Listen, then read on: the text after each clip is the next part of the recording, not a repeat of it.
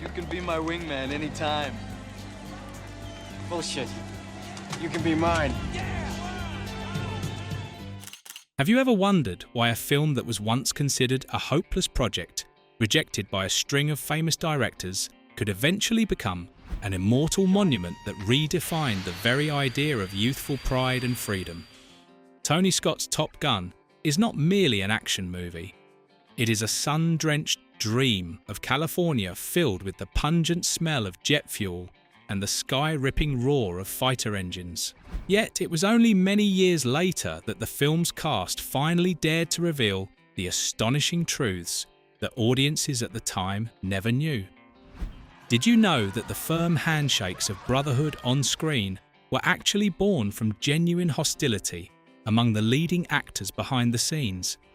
Or that Top Gun was in reality a sophisticated form of disguised recruitment for the US Navy, and that a gifted pilot even sacrificed his life in pursuit of the perfect shot? Let's uncover 15 behind-the-scenes secrets of Top Gun. 1986 through the confessions of its cast, 4 decades later. 15. Director Tony Scott revealed we acted based on a forgotten article. If you stayed in the theatre long enough to watch the final credits of Top Gun roll across the screen, you might have noticed a modest line inspired by an article in California magazine. For many people, it looked like a simple administrative note, but in film history, it marks the moment a legend was born. Travel back to May 1983. Journalist Ehud Yonah published a feature titled Top Guns. With vivid language, Yonah painted a world overflowing with adrenaline at Miramar Naval Air Station, nicknamed Fighter Town, USA. He wrote about young pilots, men brimming with sky-high pride pushing multi-million-dollar fighter jets to their absolute limits for one single reward, the right to boast that they were the best. When producer Jerry Bruckheimer read those pages, he later said he could practically hear the roar of jet engines coming off the paper. But the journey from magazine article to the big screen was a turbulent flight. Legendary directors of the era such as David Cronenberg and John Carpenter all said no uninterested in the Navy's confusing jargon and call signs. Only when screenwriter Jack Epps Jr. committed himself fully to the project, strapping into the back seat of a real F-14 fighter jet to experience the terror of near death during sharp aerial maneuvers, did the spirit of Yonah's article finally come alive on film. 14. Val Kilmer admitted I deliberately tried to act badly so I'd be fired, but I ended up getting the role of my life. You guys really are cowboys. What's your problem, Kazansky? You're everyone's problem. Have you ever noticed how Iceman's icy glare toward Maverick feels almost frighteningly real? That's because, behind the scenes, Val Kilmer genuinely did not want to be part of this movie at all. However, a 3-film contract with Paramount forced him to attend the audition. Kilmer tried to sabotage it intentionally, showing up in oversized green Australian shorts and delivering his lines with the most indifferent tone he could muster, hoping to prove he was completely wrong for the role. But the attempt to fail backfired spectacularly. Paramount cast him as Iceman anyway. Ironically, Kilmer transformed his real-life hesitation and emotional distance into a powerful creative weapon.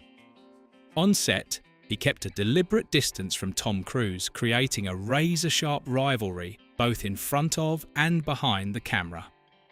The cast even split into factions, Team Maverick Goose and Team Iceman, making the tension in each scene feel far more than simple acting. From what was originally a rather vague, talented pilot character in the script, Kilmer built a deeply layered backstory for Iceman, a distant father, an iron discipline, and an obsessive need for perfection. Small details like a brief mocking jaw clench or an unblinking stare turned Iceman into an iconic rival rather than a standard antagonist. Decades later, the man who once tried to escape this project became the very actor campaigning hardest to return in the sequel, proof of a late-blooming but deeply sincere love for the franchise. 13. A US Navy recruiting officer confirmed they weren't just making a movie, they were helping us recruit.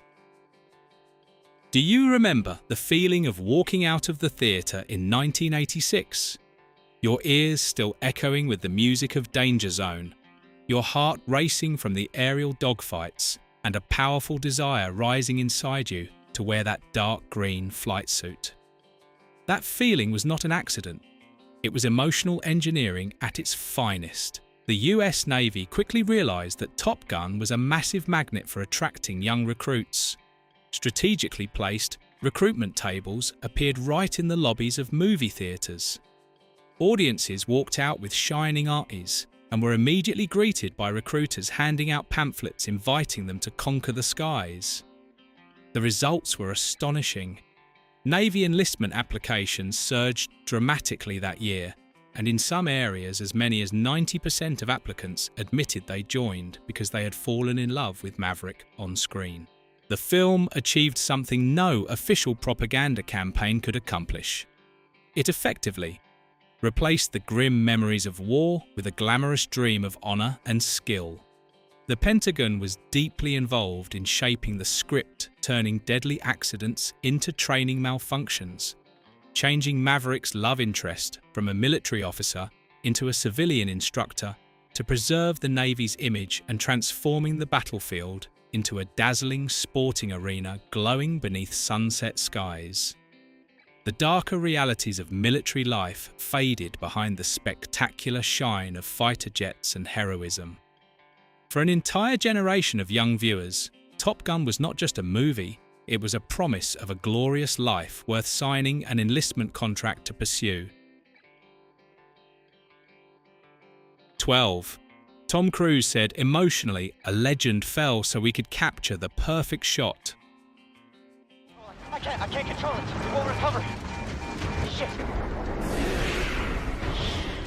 Few people realise that behind the breathtaking excitement of the film's aerial combat lies a haunting silence, known only to a few. That silence carries the shadow of Art Scholl, a legendary pilot and aerial cinematographer, famous for millimetre-level precision and almost reckless bravery. Before Top Gun, Scholl had already left his mark on major productions such as Indiana Jones and Blue Thunder. For Top Gun, the director wanted authentic footage of a flat spin, the uncontrolled spiral that leads to the tragic accident involving Maverick and Goose. On September 16, 1985, Art Scholl took to the skies above California to capture that moment. At 4,000 feet, those on the ground heard a desperate message crackle through the radio. "I've got a problem. I've really got a problem." Seconds later, his plane plunged into the Pacific Ocean. Neither his body nor the wreckage of the aircraft was ever recovered. The cause remains a mystery. Perhaps the camera equipment altered the aircraft's centre of gravity, or perhaps it was a fatal control error in a split-second moment. If you watch the film's final credits carefully, you will see a quiet dedication to Art Scholl. The breathtaking aerial movements you witness on screen carry the invisible imprint of a man who gave his life in pursuit of the perfect shot. 11. Paramount admitted every flight hour in Top Gun cost a fortune. Okay, buddy, what's on your mind? Holy shit, there's two of them! Whenever I think of Top Gun, the first image that always appears in my mind is the powerful F-14. Tomcats tearing across the sky, iron birds so beautiful that they could make anyone hold their breath. Back then, in order for audiences to believe they were truly flying alongside Maverick, Paramount had to pay an extraordinarily high price to earn that belief. To capture footage that felt authentic down to the smallest detail, the studio did not rely on scale models or crude visual effects. Instead, they played a very real game with the Pentagon. In 1986, every hour of flight time for an F-14 cost the production $7,600. Every time those engines screamed across the screen, the studio's budget was burning just as fast as Maverick burned fuel chasing an enemy jet. By the end of filming, the bill Paramount had to pay the military reached $1.8 million, an almost unimaginable figure when the entire production budget was only $15 million. In other words, about 12% of the film's budget went directly to renting equipment and support from the US Navy. Yet in hindsight, it was still a historic bargain. The US government spent roughly $38 million to build a single F-14, more than double the entire budget of the movie. Paramount had essentially been allowed to borrow a strategic arsenal worth billions of dollars to use as film props. That outrageous financial gamble is precisely why nearly 40 years later, the aerial combat scenes in Top Gun still carry a physical weight and realism that modern CGI technology struggles to replicate. 10. The production crew revealed the volleyball match that was considered unnecessary became the image that defined the entire film. Let's go! If you had to choose the most iconic image from Top Gun besides the fighter jets, it would undoubtedly be the sun-drenched beach volleyball scene. The cast, shirtless dog tags swinging, set to the song, playing with the boys. From a narrative standpoint, the scene contributes almost nothing to the mission or the military orders. It exists purely to showcase rivalry and camaraderie outside the cockpit. Coming from an advertising background, Tony Scott shot the scene almost like a glossy commercial, focusing on powerful bodies in motion and sunlit skin during the golden glow of sunset. However, when Paramount executives first watched the footage, they were skeptical. To them, it looked like an expensive detour, time-consuming, and lacking any real plot. They suggested cutting it to make room for more aircraft and training sequences, but Tony Scott fought to keep it at all costs. He understood that audiences needed to see these pilots first and foremost as passionate young men with egos and identities, not just faceless call signs. The volleyball match framed the rivalry between Maverick and Iceman through pure body language. Decades later, countless parodies and homages have proven that Scott's instinct was exactly right. The scene, once considered unnecessary, ultimately became the most enduring visual signature of the entire franchise. 9. Anthony Edwards confessed, "Don't believe the sweat on my face, we were inside a warehouse."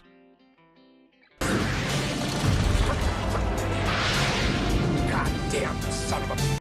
I'm sure I'm not the only person who was fooled by Top Gun's emotional close-ups, beads of sweat rolling down foreheads, neck muscles tightening, and eyes scanning for death through cockpit glass. Most viewers believed those shots were filmed with cameras inside a real F-14 cockpit during intense aerial maneuvers. The truth, however, is far less airborne. Although Tony Scott did send the actors up in real flights so they could experience the crushing G-forces, the thunder of the engines, and the violent wind made it impossible to record usable dialogue. The solution was to separate experience from filming. Many of the most intense facial shots were actually filmed inside a hangar in Burbank. The crew built an extremely detailed cockpit mock-up mounted on a gimbal platform that shook and tilted to simulate banking and climbing. Meanwhile, crew members stood just outside the frame spraying water to imitate sweat and flashing lights to simulate shifting sunlight. At the same time, the real aircraft performed their maneuvers outside, piloted by experienced Navy aviators, one of whom was Scott Altman, who would later become a NASA astronaut. The seamless blend of simulated interior shots and authentic exterior footage created a perfect illusion, convincing millions of viewers that they were truly strapped into the cockpit alongside Maverick. 8. Military aviation experts revealed the terrifying MiG-28 enemy was actually an American aircraft in disguise. Your data on the MiG is inaccurate. How's that, Lieutenant? We, Happened to see a MiG-28 do a 4G negative dive. I still remember the breathless tension of the final dogfights, where sleek black MiG-28s with mysterious Red Star insignias appeared as deadly adversaries. Yet to aviation enthusiasts, the name MiG-28 itself was a remarkable illusion. In reality, no such aircraft has ever existed. It was entirely fictional. The filmmakers actually used Northrop F-5 Tiger II fighters aircraft the US Navy regularly used as aggressor planes during training exercises to simulate enemy tactics. All the crew had to do was paint them black and add red star markings to create an anonymous adversary that evoked the Cold War without naming any specific country. It was a clever decision by Tony Scott. By avoiding a clearly defined geopolitical enemy, the film could focus entirely on pure flying skill rather than overt political symbolism. Ironically, the most fictional aircraft on screen represented a very real military practice, understanding your enemy by learning to fly like them. 7. Kelly McGillis revealed we had to use hats and water to disguise the romantic scenes. The unforgettable love ballad Take My Breath Away and the romantic moments between Maverick and Charlie became the emotional backbone of the film. But many people would be surprised to learn that these iconic scenes almost never existed. After early test screenings, the studio realized that the relationship between the two characters felt too weak. They needed something more emotionally powerful to anchor the story. The problem emerged when the crew reconvened months later for reshoots. Tom Cruise was busy filming another project with Martin Scorsese, while Kelly McGillis had already dyed her hair a darker brown for a new role. To solve the problem, Tony Scott had to improvise. In the elevator scene, Charlie wears a baseball cap to hide her hair colour change. In the famous love scene, Maverick constantly appears with wet hair, not only to look seductive, but also to disguise the difference in hairstyle compared with earlier footage. The decision to shoot the entire sequence in dreamy blue lighting and heavy silhouettes was actually a practical choice to hide continuity issues. Yet the result exceeded all expectations. What began as a late attempt to patch narrative weaknesses accidentally produced some of the most iconic romantic imagery in cinema images that have remained etched in the audience's memory for nearly half a century. 6. Maverick's motorcycle was the fastest production bike on Earth.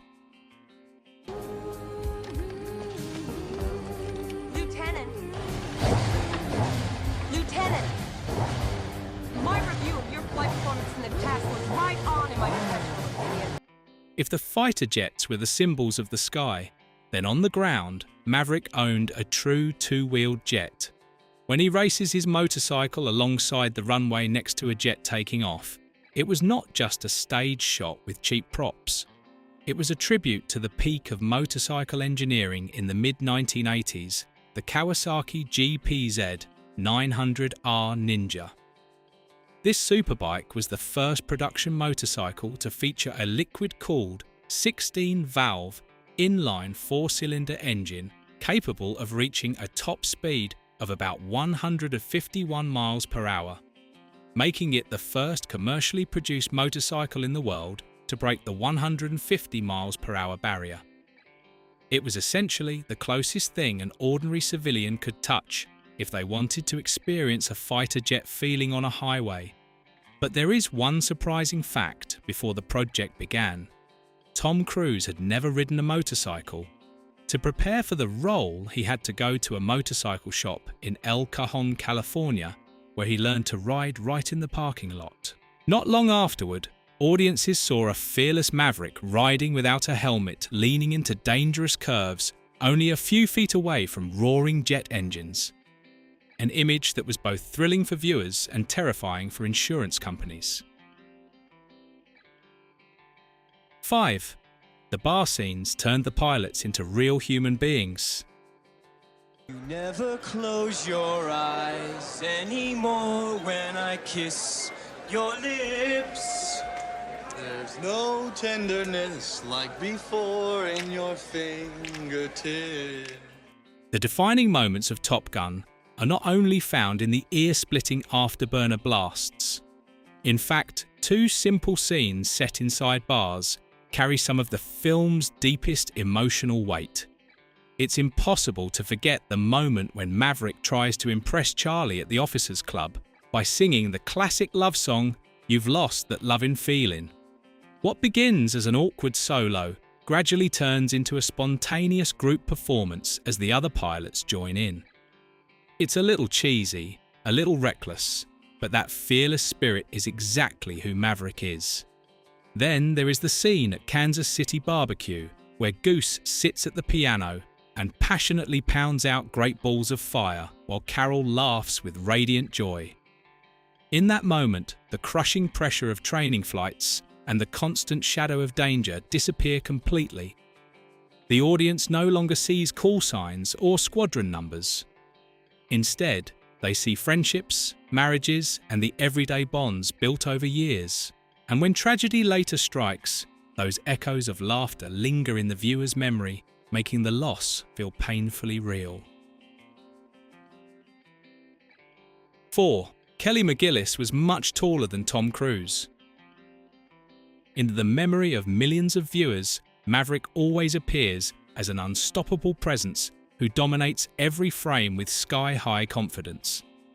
But cinema does not run on memory, it runs on staging tricks and camera angles. One interesting fact is that Tom Cruise is about 1.70 meters tall, while Kelly McGillis, who played Charlie, stands nearly 1.78 meters. By Hollywood standards in the 1980s, having the male lead of a major military blockbuster be shorter than the female lead was considered a serious problem. To maintain the heroic image of the character, Paramount had to rely on a range of clever visual illusions. Throughout filming, Tom Cruise frequently wore special elevator shoes.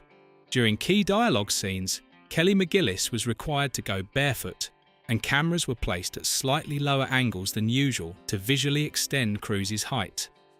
Even in the famous elevator scene, McGillis's baseball cap was not just a fashion accessory. It helped conceal body proportions within the narrow frame so the height difference would disappear naturally. Thanks to this meticulous planning, down to the centimetre, audiences never noticed the difference.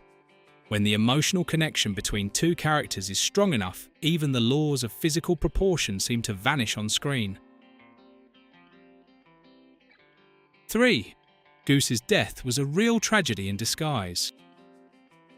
Do you remember the moment when the entire theatre seemed to fall silent as Goose died? It remains one of the most haunting scenes in cinema history, not because it was bloody, but because of its brutally sudden nature. There was no swelling music, no melodramatic final words, just one fatal collision and a long, heavy silence. Few people realise that this death was inspired by real accidents involving Navy pilots, men who followed every procedure perfectly, yet were still claimed by fate. The US Navy imposed one strict condition: the tragedy absolutely could not be the pilot's fault. As a result, the screenwriters created a rare chain of mechanical failures during the ejection sequence. Anthony Edwards, the actor who played Goose later, shared that filming the scene felt like reading a moving obituary. The experience haunted him so deeply that it shifted the direction of his career from light-hearted comedic roles toward characters with far deeper psychological weight. Goose ultimately embodies one of the military's greatest fears. Death can come for anyone, even the best among them. And it is precisely this harsh reality that pushed Top Gun beyond the boundaries of a typical entertainment film. 2. The ending was written hastily overnight. On screen, we see Maverick return with pride and renewed confidence. But would you believe that we almost received a completely different ending? In the original draft, Maverick scattered Goose's dog tags into the sea and permanently abandoned the sky. It was a quiet, somber ending, deeply realistic and tragic. However, audiences at test screenings reacted strongly against it. They simply did not want to see their hero defeated, facing the possibility of failure. Producers Don Simpson and Jerry Bruckheimer forced director Tony Scott to change the ending immediately. Scott reportedly rewrote the final sequence where Maverick becomes an instructor and reunites with Charlie overnight, scribbling it on the back of a scrap piece of paper. This last-minute pivot completely changed the destiny of the film. Instead of ending as a tragedy, Top Gun became a symbol of triumph and legacy. That desperate gamble ultimately opened the path for the triumphant return of the story more than 3 decades later in Top Gun Maverick. 1. The film influenced American foreign policy. Maverick! Sir! How's it feel to be on the front page of every newspaper in the English-speaking world? Even though the other side denies the incident, congratulations. Thank you, sir. The power of Top Gun did not stop with massive box office numbers or film awards. It became one of the rare movies capable of influencing geopolitical perception. The Pentagon cleverly used the film as a form of soft power, showcasing the overwhelming strength of American naval aviation to international military delegations without the need for overt political messaging.